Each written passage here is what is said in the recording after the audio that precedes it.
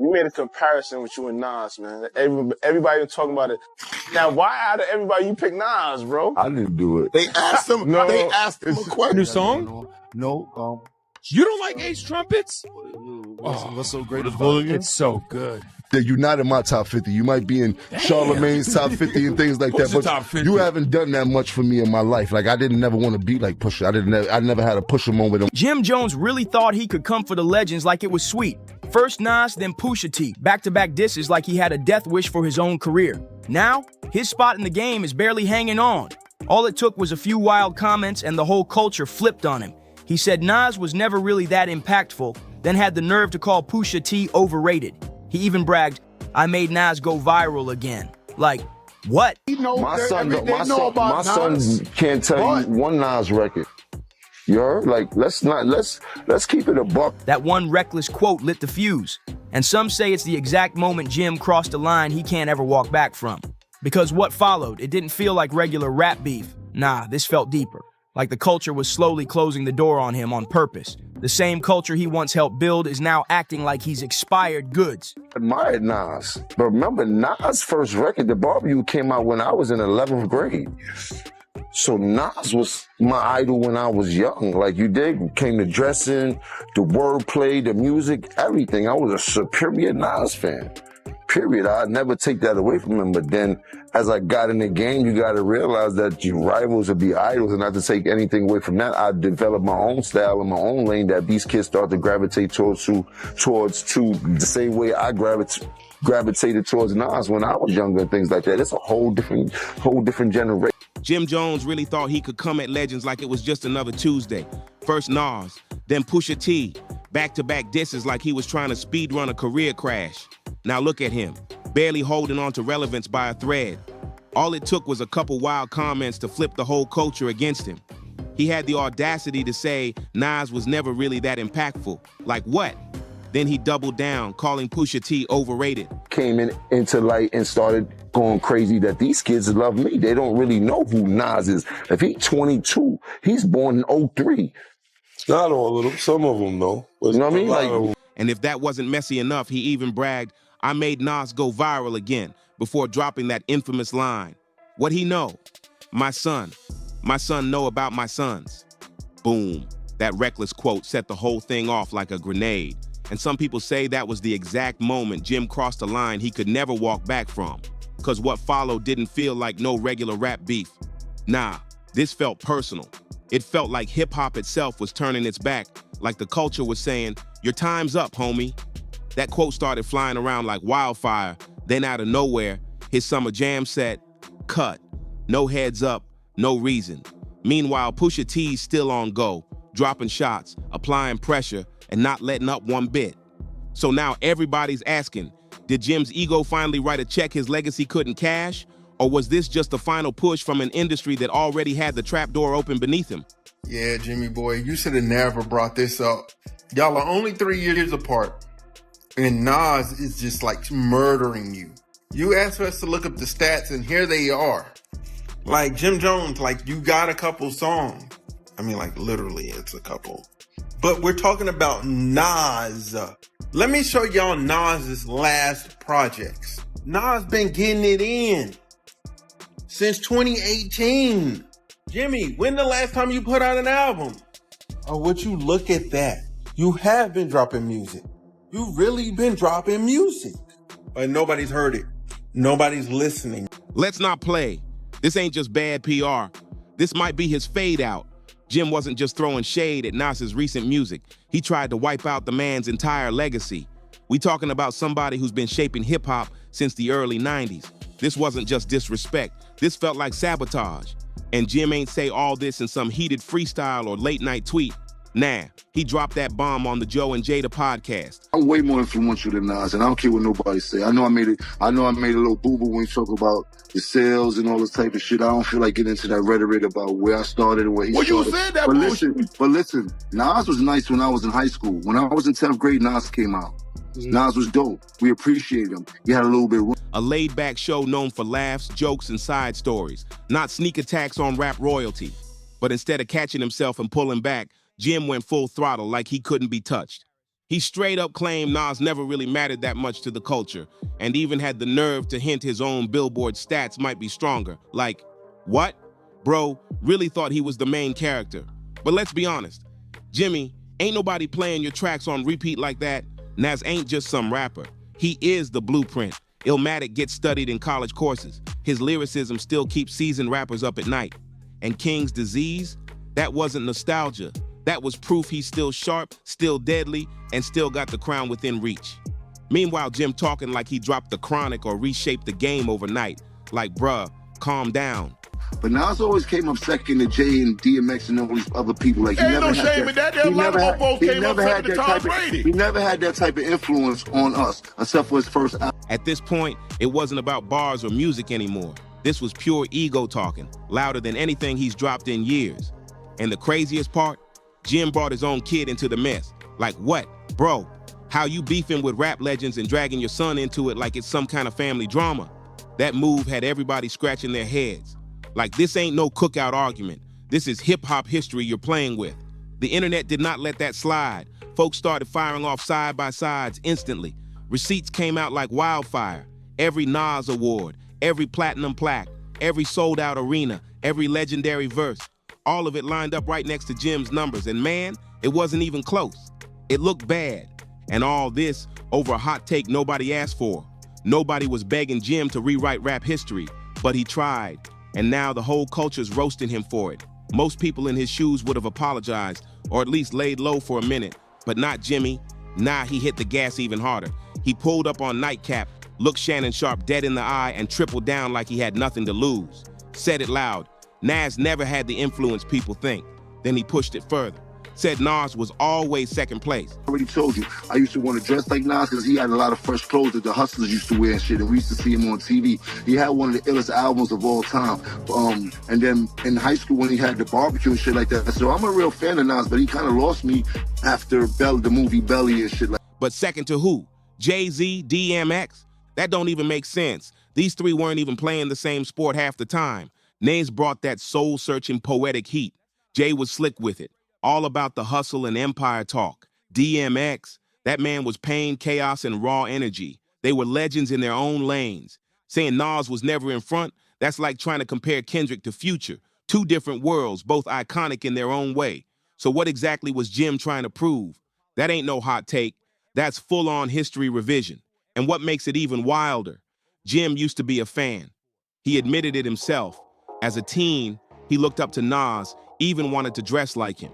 So now he's trying to downplay a 30-year legacy, all because of a movie Nas did back in 1998? Be for real. That's when things start sounding straight up delusional. Say you can have that too much shit like that. You dig? Like, I don't really care. This ain't about stats, charts, or bars anymore. It's personal. Jim out here moving like he needs Nas to be beneath him just to feel secure in his own spot. This ain't regular rap talk. This is about positioning. Jim's low-key trying to shove his name into that GOAT convo, whether it fits or not. But what really slipped through? His insecurity. The fact that no matter how long he's been in the game, he's never been mentioned with the greats. And now he's making noise just to force that conversation. But it's showing, and it's showing loud.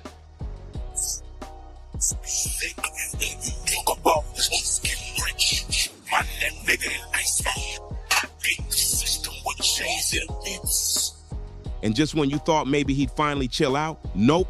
On Bag Fuel, he dropped what might be the wildest quote in this whole mess. He didn't just say Nas wasn't relevant. He didn't just call him second best. Jim went full fantasy mode. Said he's the reason Nas went viral again. Like he personally hit the revive button on one of the most respected MCs in the entire game. Like, bro, you really think you brought Nas back? That's not confidence, that's a full-blown ego trip. So according to Jim, Get down on Confederates. I'm watching these fans get relevance. We all in the room, but he's the elephant. You chasing the feature, I'll be your element. And don't slap down, it's under inspection. The question marks block your blessing. The entire culture should be thanking him just for reminding people that Nas still exists. Yeah, that's the level of delusion we're dealing with now. But the internet? Oh, they weren't having it at all. One fan clapped back hard. The only reason you're even trending is because you're talking reckless about Nas. That's it. Another post hit even deeper. The disrespect coming from Jim is insane. I'm tired of it. You don't earn points by dragging legends. This ain't it. And they weren't lying. Facts are facts. Nas never left. He's been active, consistent, and dominating. Dropped 3 full albums in just 5 years, won a Grammy, and sold out shows like clockwork. Nas been putting in real work, not chasing shock value. Meanwhile, Jim, he's been bouncing from podcast to podcast, chasing headlines, throwing wild quotes just to stay in the convo. Can you sing along the 5 Pusha T records right now? His records. Yeah. His records? Yeah. Name I love them. Pusha. Nostalgia. Oh, you was a Pusha T fan. If you know, you know. I didn't know he had fans like that. Can you name 5 Pusha T records? No, his records. Pusha T, I love your soul, my dog. You're not in my top 50. You might be in Charlemagne's top 50 and things like that, but you haven't done that much for me in my life. Like, I didn't never want to be like Pusha. I never had a Pusha moment in my life. I never thought, like, you dig? Like, where I'm from, niggas want to be like you if you was really that dude and that rapper and things like that. Wanted to be like Pusha? Shit. He was influenced by Pusha? Yeah? Yeah. Okay, cool. That's why Pusha did the Mr. Me Too record. Okay, cool. You a very strong Pusha T fan.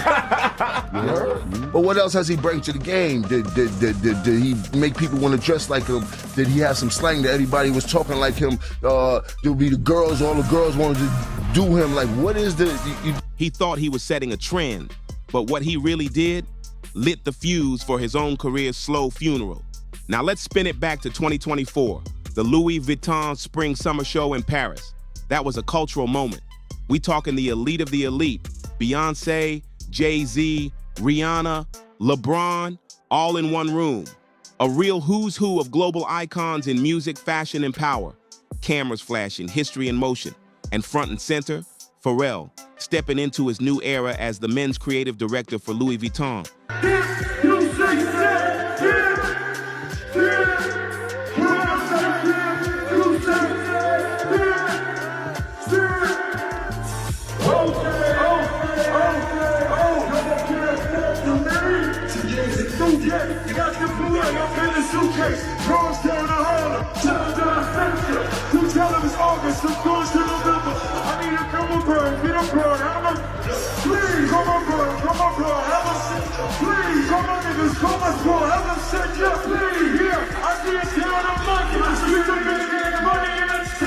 Debuting his first collection, straight history was being made. And Jim, he was nowhere near that room. It was a huge moment. Glitz, glam, flashing lights. But then the beat dropped, and everything changed. This wasn't no background runway track. This was Clipse stepping back into the spotlight after nearly a decade in the shadows. Pusha T and No Malice came out swinging with an unreleased track that flipped the whole energy in seconds. Even Jay-Z was nodding heavy. That's how serious it got. And let's be clear, this wasn't just a sneaky diss. This was a straight-up war cry. And the timing, flawless. The future is not something you wait for. It's something you build. It lives in the hands of the doers, the dreamers, the people who refuse to stand still. Resorts World is more than a casino. It's energy. It's opportunity. It's hope for the borough. A second chance for some, a first step for many. It's where community gathers. Not just to win, but to build a future once imagined. This isn't just business. This is legacy. And now, it's time. Time to invest in us. The biggest fashion show of the year, cameras everywhere, and they used it to launch a lyrical missile. No one needed a name drop. The whole crowd knew exactly who that chasing a feature out of your element line was about. Jim Jones. He tried to ride a wave by linking up with Drake right after Dipset honored Drake in Harlem. But let's not forget, that's the same Drake who got wrecked by Pusha in the story of Adidon. And some say he still hasn't fully recovered from that hit, but this wasn't no SoundCloud sneak drop. Nah, this was strategic warfare.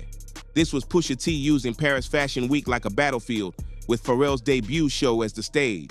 He didn't just respond, he orchestrated a lyrical ambush in front of the world's elite. No warning, no mercy, just bars that echoed through the fashion world and the culture at large. Like, what exactly did you bring to the table, Jim? While he was busy running the podcast circuit, Breakfast Club, Rap Caviar, Drink Champs, dragging Pusha's name like he was begging for a reaction, Push kept cool. Jim even claimed Pusha ain't top 50, but Push didn't flinch, didn't jump into mic wars, didn't tweet back.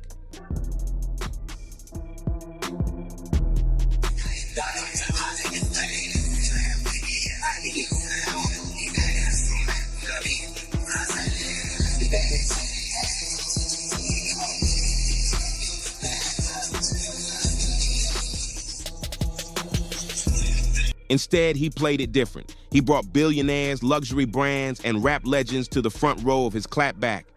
That's a whole different level of power play. And yo, don't sleep on the symbolism here. This wasn't just bars over beats. This was a statement. Every element of that moment was lined with meaning. The backdrop alone hit as hard as the lyrics. Pharrell produced the track. Yes, the Pharrell who crafted Clipse's sound from day one. The man with deep roots in both Virginia street grit and fashion royalty. The track, Chains and Whips, reportedly created inside Louis Vuitton's Paris HQ while overlooking the Seine River. Yeah, it's that deep. Pharrell even told the New York Times while pointing to the exact window. This was made in this room. We just started walking around, looking out this window, and you see all this? I mean, we're beating the system, bro. So while Push was out in Paris, moving chess pieces with billionaires, Nas was quietly building a whole empire back in Queens. No noise, no gimmicks, just moves. While Jim chased Clout on podcasts and prayed for blog mentions, Nas was locking in Resorts World Queens, a mind-blowing 350,000 square foot casino backed by a $5 billion vision. You went viral on the Spotify Rap Caviar podcast. Yes. About Man, Pusha T. People don't like people, yeah. See, there we go. And then look what happens. But I'm ready for all things, man. Shouts to Pusha, shouts to that guy, shouts to the Clipse. You know what I mean? Congratulations. Do you like the new they got song? going on. No, but you know. You don't like Ace Trumpets? What's so great about it? It's so good. It's good. It's so, oh man. It's good. So yeah, there's something going on that you ain't tell us about, It's bro. good and what? A nostalgic value of it. You don't think Ace Trumpets I is don't believe hard? it. I don't believe them. But that's a whole nother story. I don't want to downplay nobody's craft. That's what legacy really looks like. This wasn't no basic celeb endorsement, and this was Nas locking in real power. We talking infrastructure equity, long-term generational wealth rooted in Queens. He's not just stacking wins for himself. He's putting his whole borough on the global map in a whole new way. Meanwhile, Jim somewhere still flexing about Summer Jam bookings like it's 2008. Nas didn't have to clap back with a diss track. He dropped receipts. And trust, they hit way harder than any verse could ever land. Fans caught it immediately. The comments under Nas's post, brutal. One fan wrote, "Some people can't stop talking because they're chasing viral moments." Meanwhile, Nas out here building real boss empires. That's facts. When you're rich, respected, and still relevant, you don't gotta talk loud. Your moves speak for you. And Jim, he got humbled real quick. Summer Jam 2024. He finally got that spotlight he'd been chasing all year. But the second he hit that stage, crickets. No hype, no crowd energy. Then came the real blow. Funk Master Flex, the same dude who always backed Jim, stepped in and cut his set short. You could see it on Jim's face. That hurt. This was supposed to be his moment. But all that noise he made around the beef, it collapsed. When it was time to actually perform, Jim didn't bring hits. He brought baggage. But even then, he wasn't finished. Nope. Jim had one more diss loaded, and this one got personal. After that legendary Louis Vuitton takedown, Pusha T stayed silent in public, cool, calm. But behind the scenes, the street's been talking. And guess what? Jim might have gone viral on Spotify Rap Caviar, but not for the reasons he hoped. Word on the street, Jim's drama is far from over. Insiders close to Clipse say their reunion album is loaded with surgical-level disses aimed straight at Jim's neck. That Paris performance, that was just the opening shot. What's coming next? Way darker. Some folks are already calling it the Coke Bear moment, because Pusha T ain't playing the hero no more. He's fully stepping into that villain energy.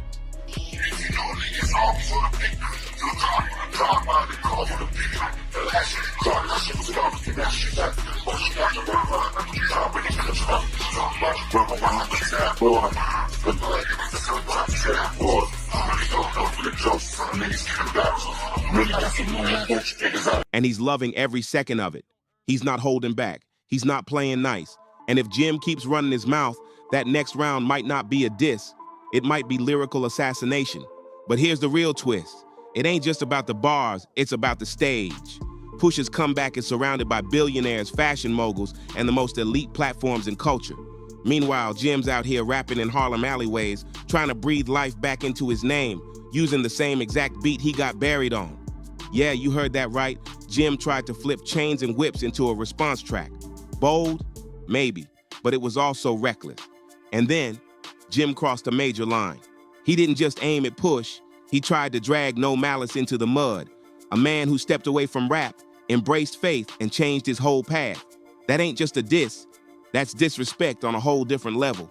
Push hasn't clapped back yet, but if you know his playbook, you know he don't strike fast, he strikes smart.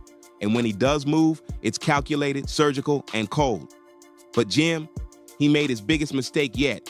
He dissed Clipse's chains and whips on camera during an interview, on record, with receipts. And now, the clock's ticking. Jim threw out one last desperate jab, trying to play it cool, saying, "I never really listened to Clipse."